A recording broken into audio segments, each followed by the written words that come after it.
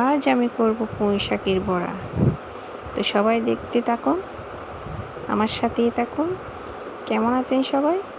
নিশ্চয়ই সবাই অনেক ভালো আছেন, তো আমিও ভালো আছি। আর দেখেন চলে এসেছি, এই যে ছোট ছোট কতগুলো পুঁই শাক। তো পাতাগুলো তুলে নিয়ে আজকে বড়া বানাই, আপনাদেরকে দেখাবো। তো কয়েকটা গাছে এই পাতাগুলো ধরেছে, গাছগুলো এখন অনেক ছোট।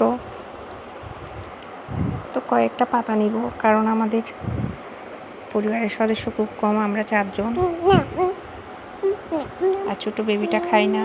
তো এখানে ছোট্ট করে একটা বাগান করেছি, বেবি এখনো খেতে পারে না। তো যেগুলা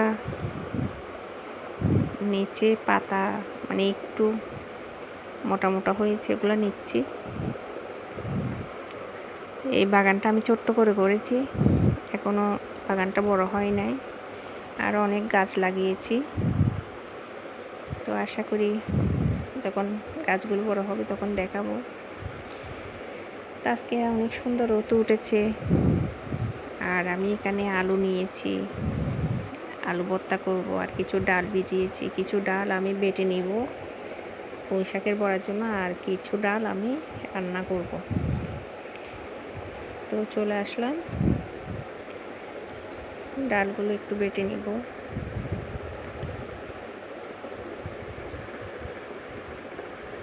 তো আসলে বাটাবাটি করতে অনেক কষ্ট হয়, আর আমার শিল পাটাটা না ভেঙে গেছে। তো পেঁয়াজ, রসুন, মরিচ সবটা আগে ভিজিয়ে কেটে নিলাম, আর ডালটাও বেটে নিব। এখন আমার মিক্সার আছে, কিন্তু আমি মিক্সারে করব না, শিল পাটাতে বাটলে এটাই আসলে খুব মজা হয়।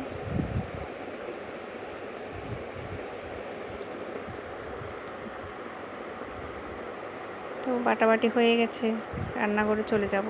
সব কিছু মশলা দিচ্ছি এখানে, আপনাদের যেমন ইচ্ছা তেমন মশলা দিতে পারেন। আমার পাঁচফোড়নটা দিলে খুব ভালো লাগে যে কোনো বড়ার মধ্যে। তো অনেকে আছে কালিজিরা দেয়, কালিজিরাটাও অনেক মজার হয়, তবে আমার পাঁচফোড়নটাই ভালো লাগে। তো অল্প অল্প মশলা সব কিছু দিয়ে দিলাম, আর ডালও দিয়ে দিচ্ছি, কারণ আমি বাইরে চুলায় রান্না করব। সব কিছু একসাথে দিয়ে নিয়ে যাচ্ছি, আর এই ডালটা এরকম করে রান্না করলে খুব মজা হয়। তা আমি এভাবে ডালটা রান্না করি, সব মশলা একসাথে মেখে তারপরে পানি দিয়ে একটু করে কষিয়ে তারপর রান্না করি। তো চাইলে আমার মতো একদিন রান্না করে খেয়ে দেখতে পারেন ডালটা কেমন হয়।